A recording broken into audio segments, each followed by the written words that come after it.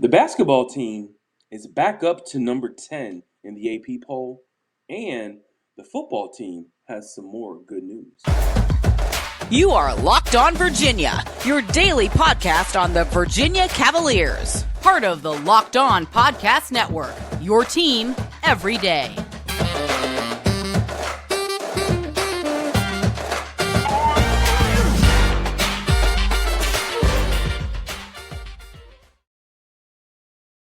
Good day, viewers and listeners. I'm your host, Big Law Lawrence Johnson, and welcome to the Locked On Virginia Cavaliers podcast, your first place to come to get your Wahoo fix every day. As part of the Locked On Podcast Network, the date is 1/17/2023, and it is a Tuesday. Beautiful Tuesday. Of course, you guys can tell if you've followed me. I'm on location. I got some things happening here going on from a business standpoint, but I'm here to still give you the Wahoo information that you deserve. Big news on the basketball front and the football front. You know, we do have some things to talk about. You know, when we're talking about the football program and what's been happening there. There's some flurry of information that I have to get to you. But also, excuse me, we also have to talk about the basketball team. You know, so let's kind of jump right into it. Let's get into what's going on with the basketball team. Of course, I just said in the open that they're up to number 10 in the AP poll. They went all the way up to number 2. Took a couple losses.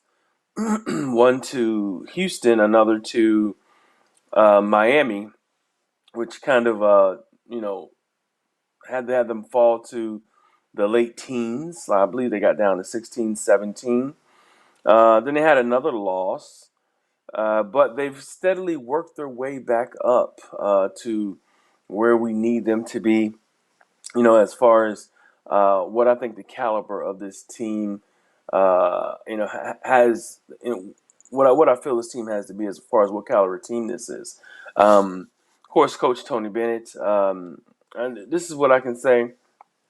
Besides being just a good guy, a good coach, he's a genius.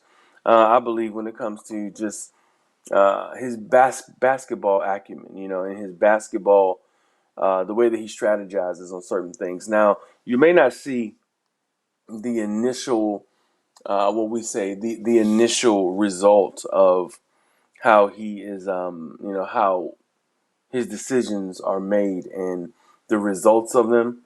But long term, you can definitely see the results, and that's coaching. Let's just call it. I mean, that's what you want from your coaches. You want to be able to have, the things that you implement, the things that you put in place to allow your team to strive long term. You've seen that from Coach Tony Bennett. You may not understand it at first. You may kind of, squeamish about it, but the man just makes great decisions. And, just case in point, the Florida State game. All right, let's just talk about that really quick. Let's just kind of jump into it. Of course, the Florida State game, I called a 5-game series trap games, and this is the first leg of that 5-game series, which I call trap games. They beat Florida State 67-58. The game really doesn't indicate how dominant the Wahoos actually were. One thing about this team that you'll notice is, and this team in particular, I'm still looking at the starting lineup. They still haven't they're still trying to figure out who their starting 5 is, and I think even though they haven't figured out their starting 5, but a win like this can help galvanize the team even more. Not saying that they weren't together at first, but I think it's even more of a step, in the proper direction in a big way because honestly, right off the bat, the Wahoos are one of the teams that have really 7 guys, who can put some points up on you, depending on what game you're playing. That's the beauty of this team. It really doesn't matter what lineup you put out there. If you want to go big, they can go really big with you. If you want to go athletic, they can go athletic with you. They got some athletes out there, some runners and some jumpers and leapers. And then, if you want to, have a shootout, they can definitely put some shooters on the floor. Something that we really haven't had an opportunity to do. You know, um, we really had an opportunity to do that. To have shooters out there, and then the shooters, just make the shots that they need to make. And I'm kind of sitting here, covering the game, thinking, you know, who's going to be hot, who's going to be cold. You never know who's it going to be. That's the only thing that I can say when it comes to the shooters that's kind of negative. It can be a little inconsistent, although one player has been more consistent, and almost 2 players have been way more consistent over the last couple games. You're looking at the starting 5, just for that game. I'm going to give you the stats here. My man Ben Vanderplas has come out, started at that 5 position, had 15 points, shot 3 for 3 from 3 in the first half, which totally jump started this entire team for the game. Had 15 points, 7 rebounds, and 3 assists. I love what Bennett Vanderplas is doing. I consider him and Ryan Dunn the real X factors for this team. Um, if Bennett Vanderplas being a power forward, and I said before, Tony has never had a big man with this kind of versatility and flexibility to his game. Bennett Vanderplas, 6'8", 6'9" ish, can play like the small center position, can step out and shoot the 3, right? Step out, shoot the 3, which is what he's been burning teams with lately here. And then if you need him to rebound, he can rebound. He can get some boards. But he also is a underrated passer. He's a really good underrated passer. And I don't know if this is the total answer for the remaining of the year. It's looking like it's, having him start at the 5. It's looking like it could be the way to move. That could be the move for Tony. Is to put Bennett at that 5 position. If you have Bennett at that 5 position, like Florida State, they have these long athletic guys. One of their starting centers is like 7'4". Then they have another center who's similar to Caden, 6'10", 6'11", extra bouncy, long and athletic. And they kind of pack it in, and and they make you shoot outside shots. You have a player like Bennett Vanderplas playing that 5. Bennett steps out behind that 3. It's either let him have that 3, or your big man's going to have to step out and come guard him, which I think is a good thing, a great thing. If you have a big man who can shoot that effectively from that deep, and it also it opens up the lane for all of your smaller players, your guards, your forwards, to slash the middle, and get to the middle and try to get easy buckets, get fouled, shoot foul shots, therefore, which is typically what UVA likes to play. So right there, we're talking Bennett Vanderplas, 15 points, 7 rebounds, 3 assists. You're talking Kihei Clark, just the consistency, 9 points, 5 rebounds, 5'10" guy on the floor. And I have to challenge that. I don't think Kihei's 5'10", but 9, but he plays like he's 6'10", with his heart. But 9 points, 5 rebounds, 6 assists, leads the ACC in assists. Ahmad Franklin, And this is the other player that I got to give credit to. I've dogged him when he has had some really bad games and has gone on some really bad offensive streaks, and he just has not been hitting his shot. They totally depend on him for giving them consistent outside shooting from deep, and he has. He's only had a good game again. Shot 4 for 7 from this game, 20 points, 7 rebounds. How about Amon getting on the board? He's had some spectacular stats lately too. One game he had 5 steals in a game, I believe it was, and had like 7 or 8 rebounds a game before. I mean, he's really hustling and playing a game that as far as defensively that I hadn't seen him play before. So good on him for doing a great job. And then let's get into Ryan Dunn, who I told you he's one of the X factors on the team. Made a 3-pointer, 9 points, 4 rebounds, but he had 3 blocks.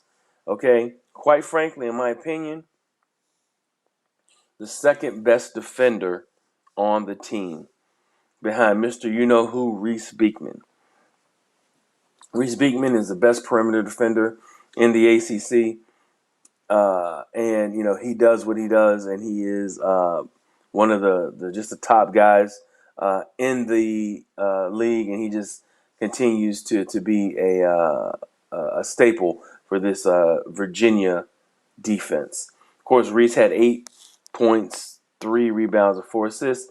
Just another good game from him, steady game, and stabilizing the defense and the offense on both ends. But let's talk about something else that can stabilize your stomach, and that is looking for a delicious treat, but don't want any of the fat or the calories. Then you got to try a Built Bar. We just got through the holidays, and I know my goal is to eat a little healthier this year. If you're like me, where you want to eat healthier but don't want to compromise taste, then man, I've got to just a thing for you. You gotta try Built. With Built, healthy is actually tasty. Seriously, they're delicious. You won't think they're good for you. Perfect for the New Year's resolution. What makes Built Bars that good? Well, for starters, they're all covered in 100% real chocolate. That's right, real chocolate. And they come in unbelievably good flavors like churro, peanut butter, brownie, and coconut almond. I'm not sure how Built does it, but these bars taste like candy bars while maintaining amazingly great macros. And what's even better is that they are healthy. Only 130 calories and 4 grams of sugar with a whopping 17 grams of protein. That's what I was saying, wholesome for you.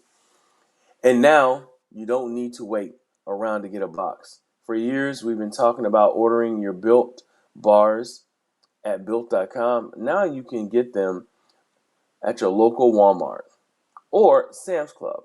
That's right. Head to your nearest Walmart today, walk to the pharmacy area, and grab yourself a box of Built bars.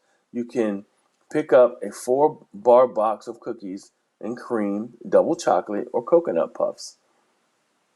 If you're close to Sam's Club, run in and grab a 13-bar box with our hit flavors of brownie batter and churro. You can thank me later. But get those Built bars, man. Those things are good. I will give you that, give them that credit. I've had some testers, some of the different flavors. If you're used to eating health bars, or you want to eat something that's good, but still not gonna just give you just a ton of sugar, but give you some health benefits as far as protein, good for your stomach. Get on those Built bars and give those a try today. But they're great, guys. I'm serious about that. As we were talking about the basketball program, and what the basketball program where they are. Number 10, we're talking about the players and how well that these guys have done for the year so far and how versatile they can be. It seems to me that Coach Bennett but he's still looking for that 5-man starting, uh, consistent starting 5. And I'll tell you this. I don't know if I would move away. I know that one of the articles that I was reading, he was some of the people in the article were saying that uh, Tony made the decision based off of how Leonard Hamilton was going to go. Meaning, if he was going to put the 7-4 man in, he was going to go with Caden Cedric. Uh, I'll tell you like this. I would probably play Bennett Vanderplas until that lineup falters. And then play Jaden at the 4, Armand, Reese, and Kihei, just until things happen. And I know that leaves an abundance of big men off the floor, meaning Caden Cedric and Poppy Cafaro. But the offensive threat that this team poses with a 5-man shooting 3 and who can rebound and distribute the way that he can, I think we have a really good opportunity to surprise some teams and to make it just too difficult to cover. You think about North Carolina, they had Armando Bacot, but they also had a 4-man, wild man. I can't remember his name, but he was a transfer from Oklahoma. Um, Brady, I can't remember his name, but he was a 4-man, and he could play the 5 as well. But he would step out, and he could shoot threes, for UNC, and he just made it impossible for some teams to try to cover him. Brady Manick, I think is his name. I think it's Manick. It just kind of came to me, but yeah, he could shoot threes, from that big man position, and it just gave you all kinds of fits. And then you put that together with the other guys, your guards who naturally shoot threes, and your forwards. You're looking at a team that is just impossible to cover. And I think for the rest of the year, until it falters miserably, which I don't know if it'll do that, but I would probably keep Bennett at that 5. Caden. I know that he didn't have many minutes. I want to say he had like 5 minutes maybe for the last game against Florida State. Even though Florida State has a lot of athletic bigs, the offensive side made that big of a difference, where it negated a lot of the size of the team of Florida State because you could spread them out and shoot. Then they played good enough defense on the back end to, because the score, I'll tell you, it does not indicate how dominant the University of Virginia basketball team was over them. But that was the first game of the 5-game trap game leg that I was talking about, where there's 5 games. We're talking about Florida State. They're talking about Virginia Tech, which goes tomorrow. They go tomorrow. And that's going to be at home. They play Virginia Tech. First game of the Commonwealth Clash this year in basketball. Then you got Wake Forest, Boston College, and Syracuse. Now, we win all those games, and I'm thinking those are games that we'll be favored in. If Virginia wins all those games, that's the mid part of the season, all right? They win those next 5 games, they'll have 17 wins. And then, when you start getting into the 19, 18, 19, 20 game win seasons, remember they only won 20 games last year. And that was based off of tournament play as well. You want to get close to the 20s going into the final month of your season. So for the ending of January, those are the last 5 games.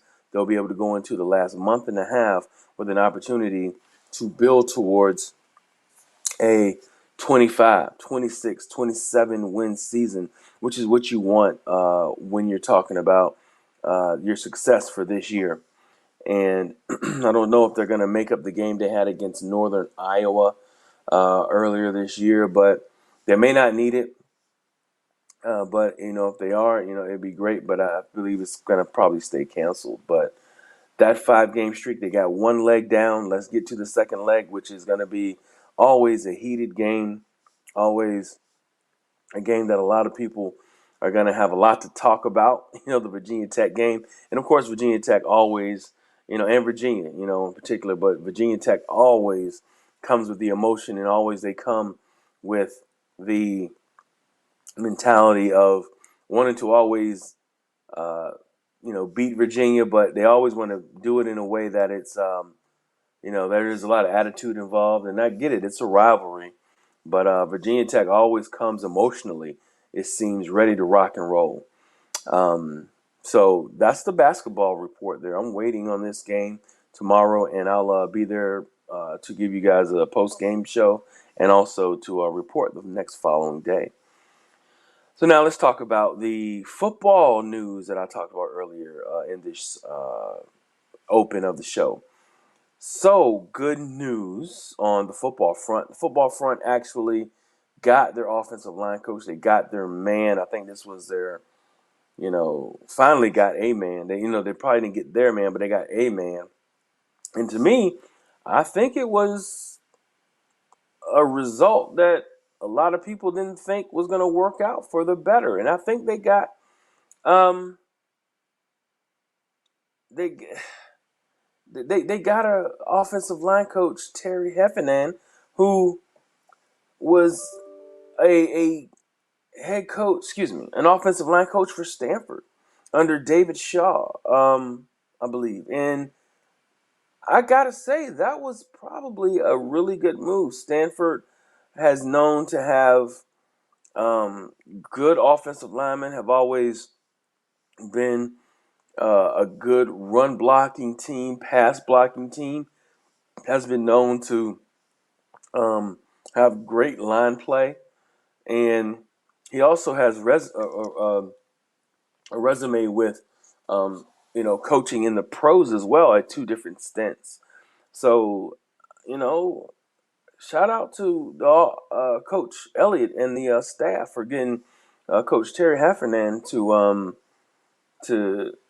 sign up. As the offensive line coach. I know there was a couple guys that didn't work out, but this is a good signing, great signing actually, based off of where we were needing a coach. Now we lost a prospect because of it, but we also gained an offensive lineman as well. Now the difference is Dejon Parker, who we lost, may not. Well, he would have helped immediately. Where Ugana Nanan, excuse me, let me get it right. Ugana Naana was is probably going to help us a little bit more down the road. He has 3 years of eligibility. He's a big boy, but I think that Dejon Parker may have helped us a little earlier. But we still got a guy more eligibility and great size as well. But and in other good news, how about for the Cavaliers, Tavon Kyle, a commit from Iowa State. A lot of people had their eyes on. Excuse me. A lot of people had their eyes on. Tavon Kyle out of Iowa State was a 2-time Big 12, Big 10 honorable mention for the season, for cornerback. So, what can we say now about, what's going on with the transfer portal? It seems that University of Virginia is actually doing okay, in the transfer portal. And I think better than okay. They're doing well. They're brought in 2 4-stars, players that were, highly touted, highly ranked. I think when you're bringing in, 4-star players that, that played well and were all conference type players, which the two 4-star players that are there are, it is a really good thing. So you think about Cameron Kelly, who was an all ACC type talent, coming from University of North Carolina, him coming in, and he'll probably ban one of the cornerback spots based off of what this roster needs. Then the other cornerback, who is also a all conference as well out of Iowa State type talent, Cameron Kyle. So right there, those guys right there are gonna probably solidify each side. UVA has some snaps to give at that position, obviously, and those veterans wanted to come in and seize that opportunity. And great for them. Good job, University of Virginia football program, on locking down those corners. And they got a lot of their defense coming back as well, except one man. And the one man, you know what we're talking about, Mr. Nick Jackson. Come on home, Nick. Last reporting I haven't seen that he's committed anywhere. Come on home, Nick Jackson. We need you. The defense looked like it's solidifying like it did last year as far as a personnel standpoint. We just need the one guy, the man in the middle, Nick Jackson. So we'll see how this goes. But the other players, of course, they needed a quarterback. And let me just run down the list. I got it here as far as all the transfers that came in. And we talk about positions of need. Tony Muskett, quarterback, position of need, I would say, right? Check. They got a quarterback, Tony Muskett. Cameron Kelly, defensive back, needed, and a cornerback at that. It's going to play cornerback. Needed it desperately. Check, got him. Tavon Kyle, cornerback, Iowa State. Needed it desperately. Check, got another starting cornerback. From Naana, Uganda Naana, the offensive lineman they signed, they necessarily didn't get a start. I don't know if he's going to start, but they needed some depth because they're losing linemen left and right for the past 2 years now. But they needed the backfield with some talent, and he has the structure. I haven't really seen any film on him, but we'll get to him come springtime. Check. I think they needed offensive linemen. It was I know they had 12 linemen already on the roster, and they usually run with 15. So they got an offensive lineman. Check. Wide receiver. They were thin at wide receiver. With the losses they've had with 3 guys leaving between Billy Kemp, going to Nebraska. Good luck to Billy. God bless you. Great young man there. Then you had Dontavian Wicks going pro. Then you got, I believe, Keaton Thompson also possibly going pro as well. I don't know if I've heard anything on his endeavors, after the season. So I believe he's gone as well. And then, of course, the loss, sudden passing of Lavelle Davis as well, not having him. So they needed receivers. And they got Malik Washington, one of the top receivers, in the Big Ten, played at Northwestern this past year.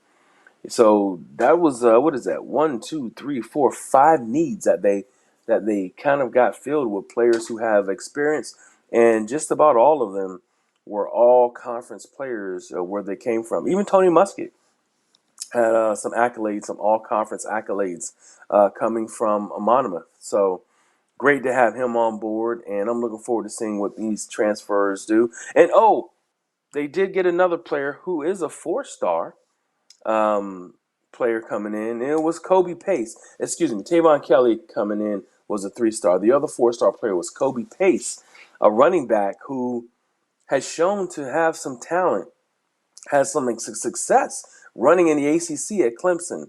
And let's see how Kobe Pace looks coming in to this coming to this team.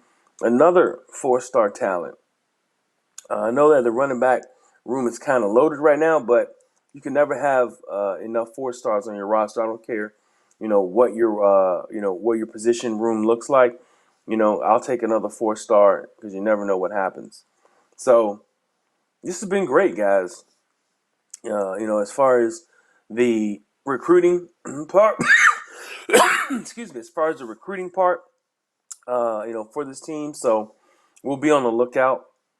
And I tell you, I'm looking forward to seeing what this basketball team has for this Virginia Tech team tomorrow. Thanks again for making Locked On Virginia your first listen today. Make sure you check out our brand new podcast on Locked On College Basketball. Everything you need to know about college basketball in one place. Please hear the big name experts, insiders, coaches, and players. Locked On College Basketball, available on YouTube and wherever you get your podcasts. Thank you guys, and I will see you tomorrow.